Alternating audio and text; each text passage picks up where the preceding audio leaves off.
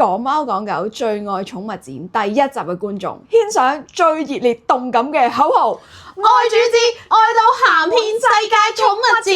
今一集咧，其實係我哋一個最新嘅嘗試啦。咁行我哋最中意嘅寵物展之餘咧，其實都係想同觀眾咧帶嚟第一身嘅視覺啦，大包圍、全方位咁去介紹寵物展啦。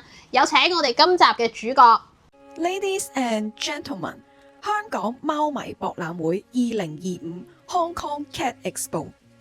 香港貓迷博覽會係香港唯一一個以貓為主題嘅大型盛會，喺灣仔香港會議展覽中心 Hall 3B、3C、3D 三個展覽會舉行過。啱啱喺8月初舉行咗第2屆嘅博覽會，係人寵友善展覽，貓主可以一人一貓方式攜帶貓咪一同入場參觀，需要遵守相關入場守則，提供有效疫苗證明，繫上貓繩，並且放置喺專用寵物袋或者手推車內。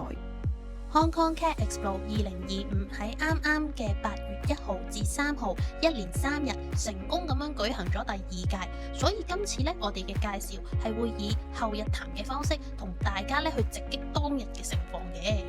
今次現場買實體票或者電子門票咧，都會送贈一本小 coupon 嘅。咁而我哋咧，其實係換取翻免費飛入場啦。過程咧其實輕鬆簡單，排一排拎好飛咧，同埋每場展覽咧就可以正式入場啦。唔該你，唔該晒。一入門口咧，其實已經好值得讚㗎啦，因為咧大會咧準備咗數量頗多嘅小禮品。呢一個貓咪耳朵頭箍，俾入場人士咧，只要佢哋打完卡喺 Facebook 或者 IG 之後咧，就可以兌換㗎啦。兌換位置咧就喺兩邊嘅入口處旁邊。拍攝當日咧，其實已經係香港貓迷博覽會嘅最後一日，大約下晝1點半左右入場啦。直到我哋咧喺下晝4點半左右離開會場咧，其實都可以依然咧換領到呢一個小禮品㗎。現場嘅感覺咧，其實就好似去咗主題樂園咁啊！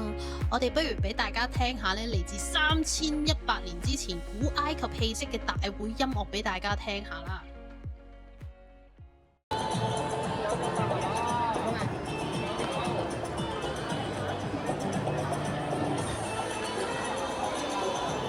會場入邊咧，大家都可以見到咧，各個參加者咧，佢哋都化身做1隻、2隻大大小小嘅貓仔，四圍咁樣玩嘅。其實咧，成個氣氛都好好，真係未 shopping 先興奮啊！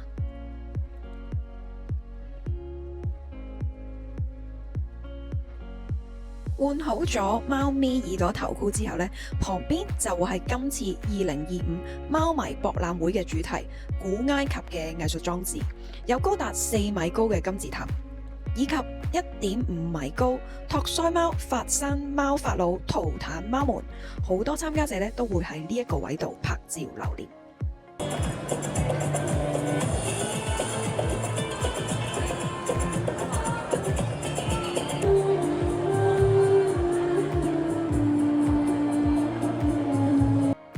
另一個入口咧，大會咧就邀請咗嚟自香港嘅插畫師、文地貓作家，結合咗懷舊港式60年代街頭手推車、小販美食走鬼檔，做咗一個又一個嘅裝置藝術啊！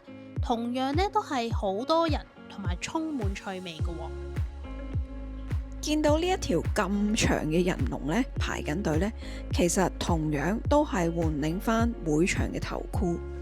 場內人數眾多啦，其實每個人咧都好 enjoy 佢哋嘅 happy shopping time 嘅，好似精美貓咪圖案嘅環保袋啦、掃貨用嘅手推車啦，同埋好多嘅食品用品山鋪都係滿場飛嘅。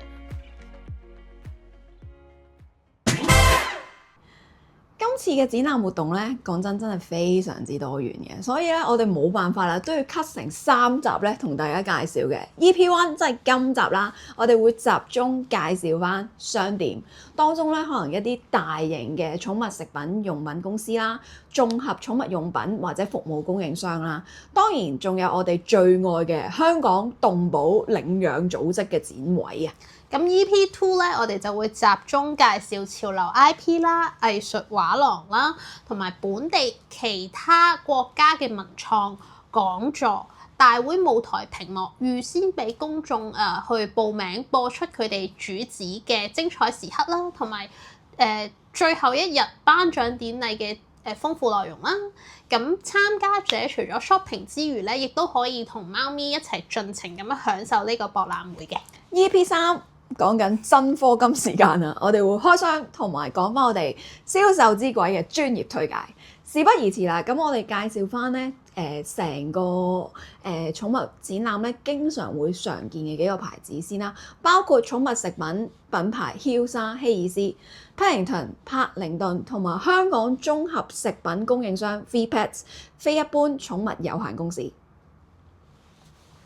好，大家都見到啦，其實希爾斯咧寵物展咧，其實佢哋好中意去租咧挨近入口嘅展位嘅，咁今次都唔例外啦。Hills 就出咗名，佢哋嘅展位咧好大啦，工作人員又好多啦，每次都係好熱情咁去介紹翻佢哋展覽期間限定，同埋咧參展嘅時候教育嘅講座嘅。其實咧，我哋咧拍攝都未去到30秒咧，已經有好多工作人員同我哋咧去 show 翻佢哋嘅會場限定禮品噶啦。Hills 亦都係出名咧，做好多禮品，吸引翻參加者登記成為會員嘅。你可以見到啦，佢會有啲貓咪側面嘅形狀貓爪板啦，以及參加者咧可以提供翻相片。訂製翻貓貓布箍筍嘅，正所謂食好、瞓好、身體好，好多參加者咧其實都會排隊去聽聲 Hills 嗰個益菌纖活科技，去吸收一下咧點樣揀貓糧嘅新知識㗎。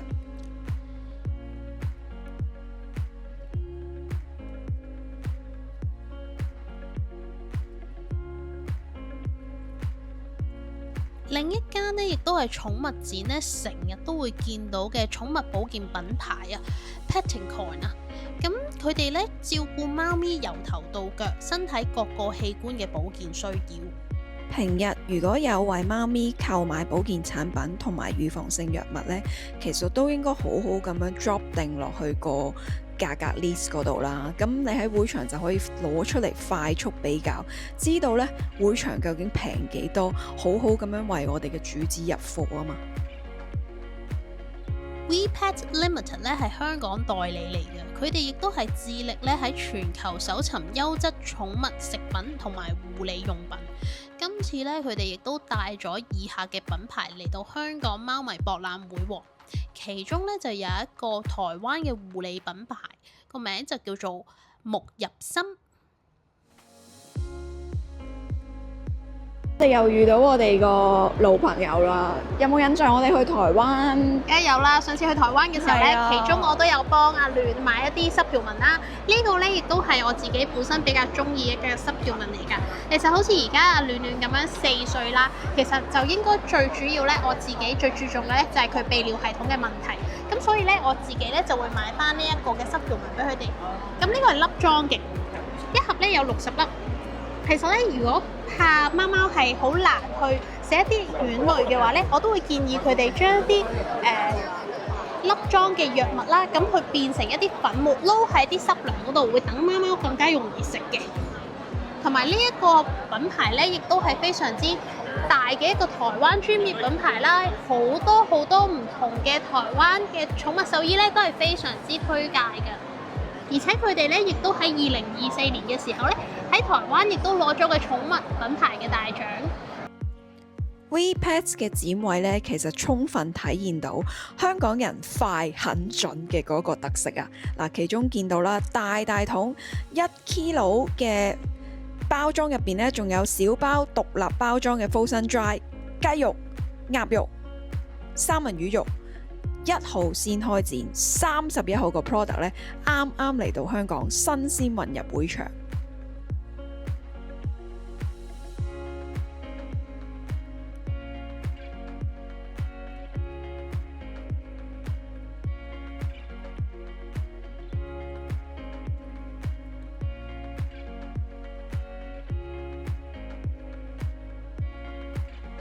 其實各個參展商啊，為咗咧吸引大家喺佢哋嘅展位咧停留更長嘅時間咧，都不約而同咧做咗好多精緻嘅 Facebook、IG 打卡位嘅喎，人貓們都可以咧趁好青春留倩影啊嘛。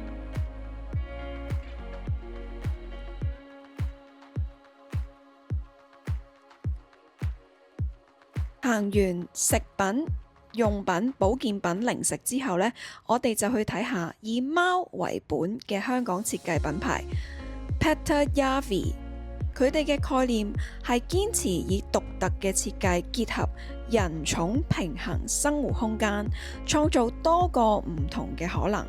貓咪用品呢都係以簡潔經典嘅造型，完美咁樣融入家中。今年呢 Peter Yavi 亦都為香港貓奴啊同埋貓主子帶嚟咗一個香港嘅獨家代理台灣品牌啊 Pomfit 普奧菲貓微酸系列。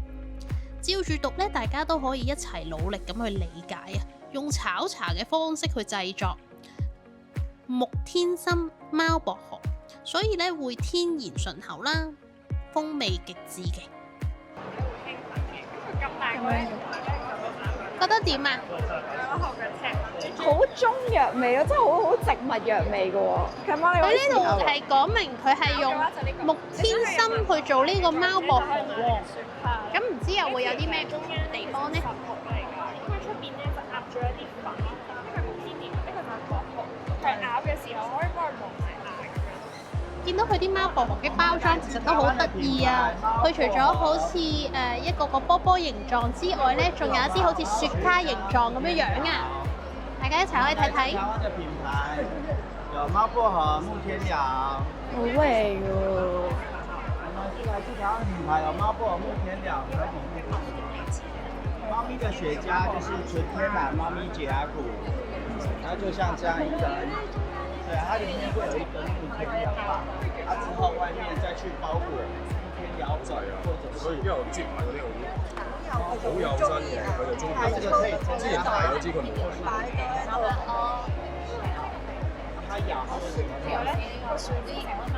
仲有好多禮盒裝都好靚添啊！嗰度咧就係呢個就係個。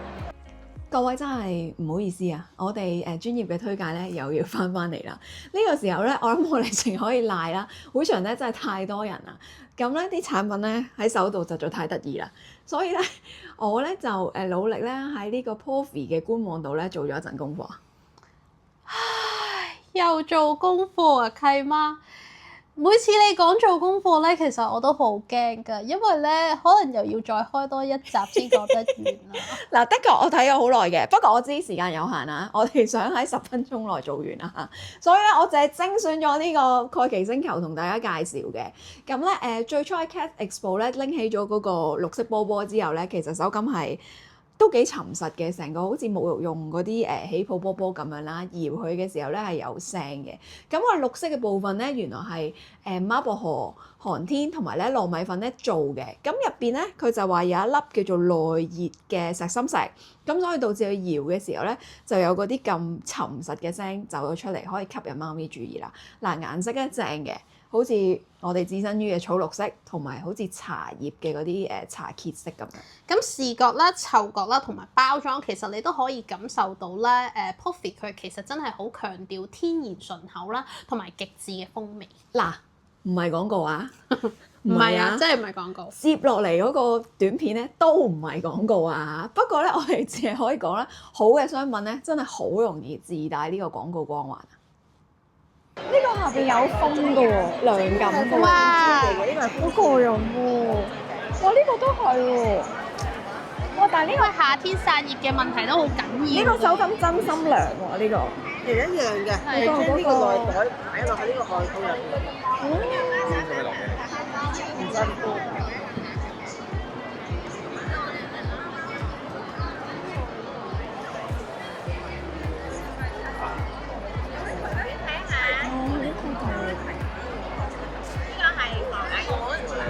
呢度呢個邊邊咧，你入翻水咧就有防偽嘅功效嘅。咁呢個蓋咧一吸埋咧，其實可以防漏水嘅。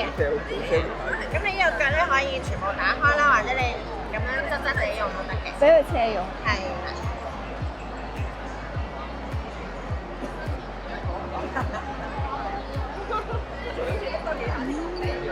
我哋係盲盒嚟嘅，咁盲盒咧就我有食。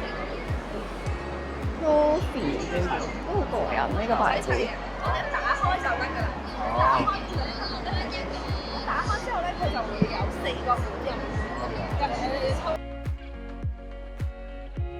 Pattaya 行咗一圈啊，都好有 feel。嗱，之後咧仲要有隻咧貓咪咧亂入毛咁親身試玩啊嚇！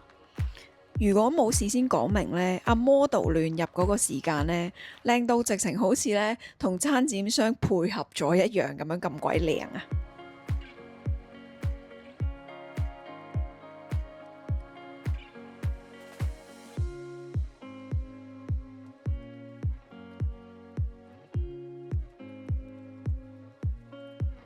轉眼間呢，就見到大個 Hello Kitty 嘅蝴蝶結啊出現喺我哋眼前。每個寵物展呢，其實大家都一定會見到過呢一個藍綠色咧嘅寵物保險品牌 One Degree 啊。嗱，我哋申報翻先啊嚇，暖暖同埋紅豆呢，其實都有買 One Degree 嘅寵物保單㗎。現場呢，人山人海啦，好多毛孩嘅爸媽呢都喺度了解緊呢啲保險計劃㗎。咁有貓咪呢，亦都用緊佢嘅 Facebook 同埋 IG 打卡位啦。另外呢，2025貓迷展會嘅會場限定價呢，影俾大家做個參考先。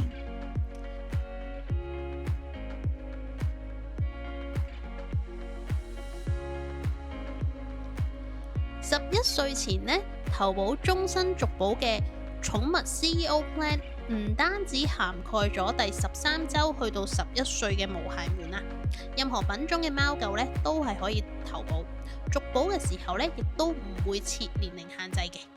想當年我就係被呢個香港唯一續保時不設年齡限制所吸引咗，所以就投咗保啦。真係好靚啊！佢哋好有心機嘅，其實每一次見到 One Degree 佢所有嘅精品啦，或者宣傳單張啦，其實都係，而且今年亦都係 One Degree 嘅佢5週年喎。各位觀眾都知我同契媽係銷售之鬼嚟㗎，對住呢啲絕佳嘅銷售公司策略咧，真係除咗鼓掌之後冇乜嘢可以做得到。係啊，但係真係好正咯，佢哋真係好正。貓迷博覽會最愛寵物展嘅 Game Time， 我哋而家會以貓字為開頭，講下我哋當其時行寵物展嘅時候咧見到嘅嘢嘅喎。OK， 我打頭陣先。貓罐、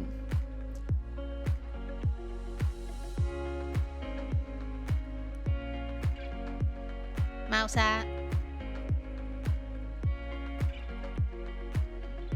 貓窩、貓胡鬚收集器、貓爪板、貓咪用嘅天然香薰同線香、貓造型水晶串、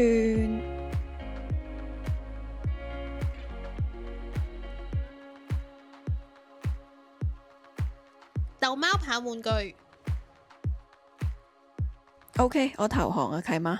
如果呢個遊戲繼續玩呢，應該可以接龍接到出年咯。咁啊，作為懲罰啦，咁你要去介紹翻一間鋪頭入邊嘅所有產品呢，係唯獨貓咪唔用得嘅。簡單啊 ，easy job。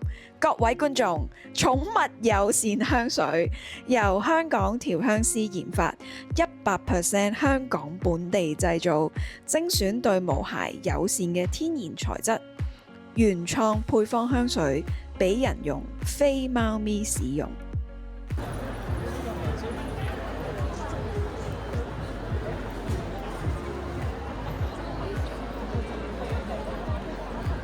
因為養咗貓之後都好難去再點蠟燭或者係噴香水，係即係要噴，即係出街去廁所噴完，隔咗陣先出去。最尾咧，同大家一齊去睇下領養的2、3事啊，各位 All Good Friend 啦。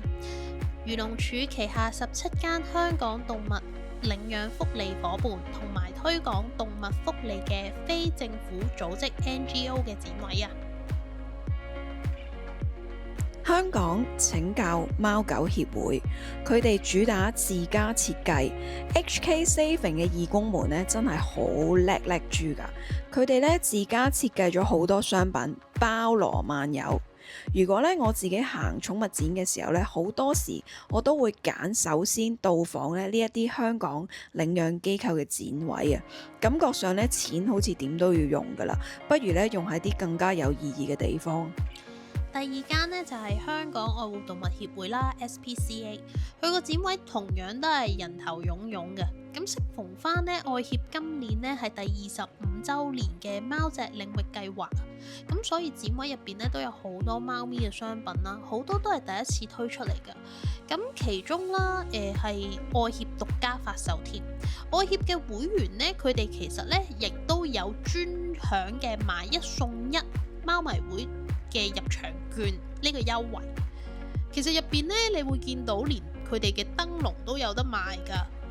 咁講貓講狗喺呢一度呢，都祝願所有仲要等待被領養嘅寵物人月兩團圓，快啲揾到一個永久嘅屋企啦！世界自然香港基金會以教育同埋籌款為主嘅展位，大小朋友都可以透過世界自然香港基金會嘅義工們，認識到生物多樣性以及香港野生動物嘅品種同埋棲息地。作為地球村嘅一份子，肯定要好好珍惜、愛護大自然同埋持續地保育生態發展。